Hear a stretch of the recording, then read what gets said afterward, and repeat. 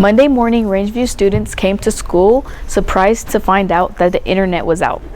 In the meantime, while we wait for the internet to be back, this is the information we have so far. Ransomware and hacking are big technological terms that nobody really understands, so let's cut to Brendan for the explanation. Hi, my name is Brendan Heineck, and I'm here to explain what went wrong with the internet, which is basically the suspicious activity. First thing that could have happened, a DDoS attack, distributed denial of service. What it does is an attacker gets a ton of hacked devices, which forms a botnet, and it also forms a zombie network. The zombie network floods traffic over to the server can't handle it, server crashes, internet gone. This probably isn't what happened because you can obviously just reboot it, easy peasy. But here's what also could have happened, ransomware. What ransomware is, affects host, server access is encrypted. You can't access it anymore. And then it's gone until the ransom is paid, or a more destructive solution, the servers are reset. Another thing, worms. They're both a package deal. Ransomware can be a worm, but ransomware infects a host, and then the worm spreads through the internet, and then the internet has to be shut down to prevent further spreading. And here's where we get into the more techno-babble side, protocol attacks. They exploit network vulnerabilities in the protocols and stuff.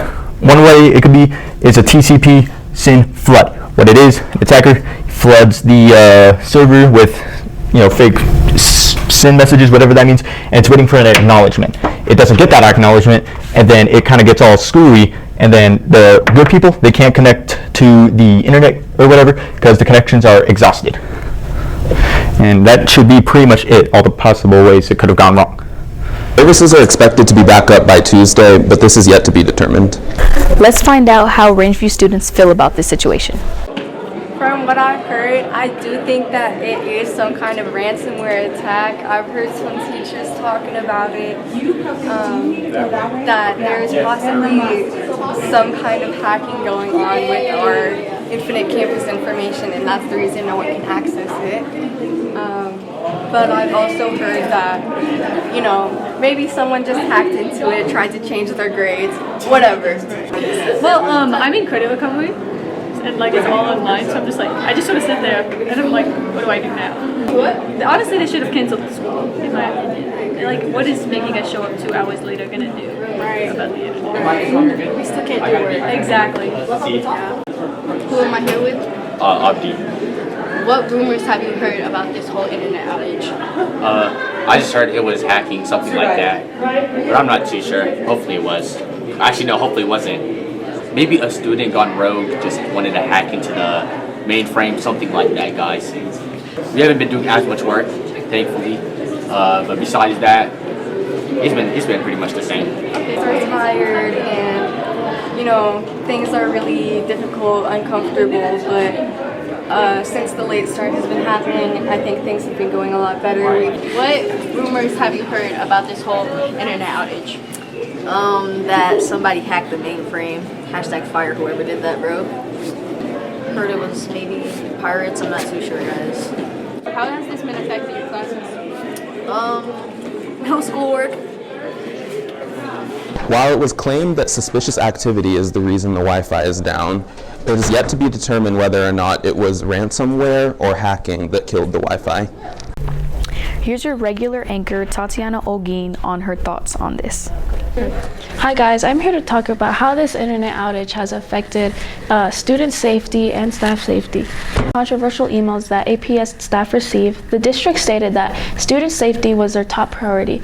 Yet, if student safety was the top priority, we wouldn't be in school this week.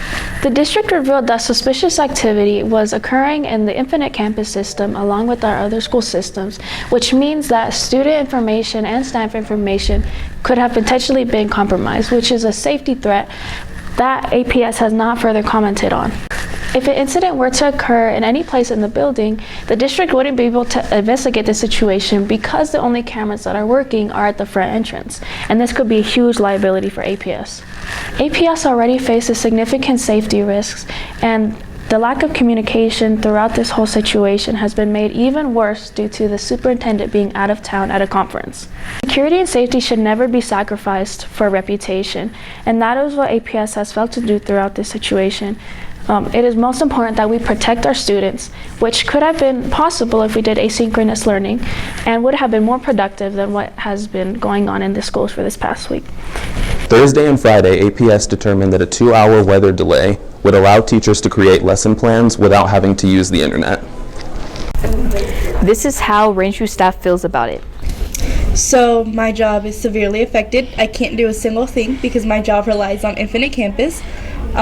So we've just been sitting here. We can't listen to our voicemails. We can't see our talking points, and we're collecting all of the teachers' attendance on a paper because we can't put it in the system. It's both easy and hard. It's just frustrating because you have systems in place that are organized and like piece by piece, and I can figure out how to still read and write and have you guys do that on pen and paper, but then I don't have a copier because that's connected to the internet, and so not knowing also when it's going to end, I don't want to plan too far ahead in case I can have it back tomorrow. So that's been the hard part, not day to day, but the overall. I've always kind of worried about this. It's always been a concern. I remember having only textbooks and some internet. I remember when Google Classroom launched in 2014.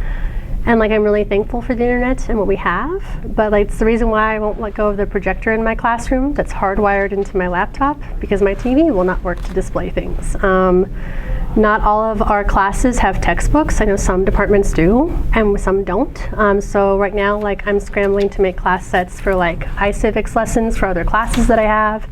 The lessons I do have textbooks for, I have to rewrite everything I've created for these classes. There was a statement made in the district email that teachers are well prepared, and I just, as someone who's got this handled really well and is very confident in her work, we still need time to recuperate and figure out what we can do. And I wish there was like a delay or something maybe to help us out, or something that would be more supportive, because if you're a new teacher, if you don't have a supportive department, I can't imagine what your day is like right now. I think we need to have a happy medium. You need to buy portable DVD players for every teacher, because they don't install DVD drives on laptops anymore. So unless you ask your department funds for them, you're out of DVD drives for documentaries and resources. We're gonna run out of printer ink. We're gonna run out of working printers. A lot of teachers and educators put a ton of human power after school and before school to plan already.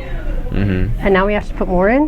We're supposed to have a level of rigor and a level of, you know, what learning is like. But when I think about like what that means, I don't blame the teachers at all, because if they don't have supports or systems, yeah, we're going to be playing some Jenga. I hope the district talks to teachers and parents and students about their experiences. Anxiety levels are high. Ready to pull some board games out. It's very stressful, honestly. We're stressed out, honestly.